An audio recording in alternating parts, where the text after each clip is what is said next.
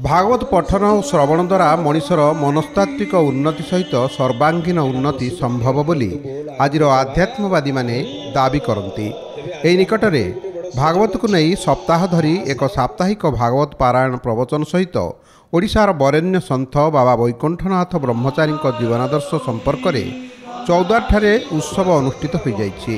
Choudwar OTM colony स्थित सत्यनारायण पड़िया ठारे अनुष्ठित यह महोत्सव में बहु ज्ञानी गुणी विद्वान पंडित मंडली जोग देइथिले।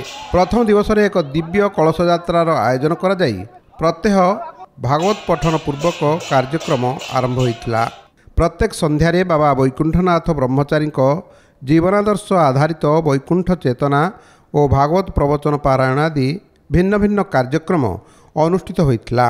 प्रथम तो माटीर ऐतिह्य अच्छी जोटे कि भगवान श्रीकृष्ण आसिक बाकी रखी एवं ये जो माटी ये माटी आमर गुरुदेव बाबा वैकुंठनाथ ब्रह्मचारी त्रिवट वृक्ष मझे स्थापन करते गीता पाठ करते आज तार रियरी चरित्र भितर जो भाव आज प्रकाश कर जहाँकि महाप्रभुंर दिव्यलीला प्रथम थर कर चौद्वारवासी एपर्यंत जहाँ होती महोत्सव होती जहाँकि भारतवर्ष प्रथम अच्छी तो 2 वर्ष है आम ये अंचल विभिन्न प्रांत माँ मान मनरे पुरियापाई विभिन्न प्रांत आमर जगन्नाथ पांचरात कराला तो 2 वर्ष गैप है माँ मान मेनली अंचल माँ मैंने भावभक्ति परिपूर्ण हेल्ले पुणी भगवान श्रीकृष्ण भागवत सप्ताह रूप से आसिक गला वर्ष ठारू विगत वर्ष आरंभ होती।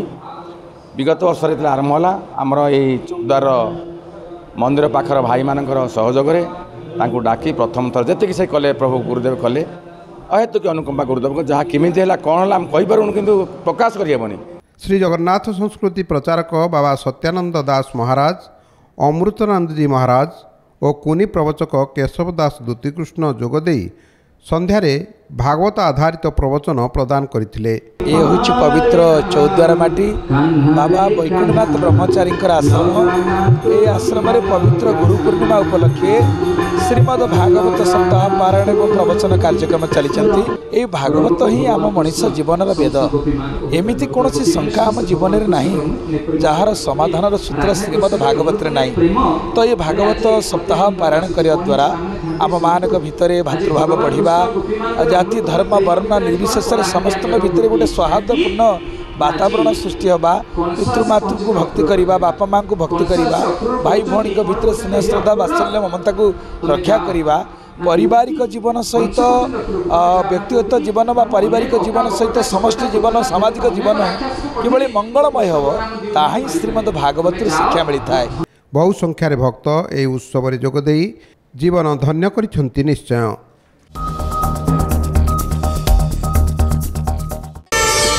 प्रार्थना आम आनंदर उत्सव।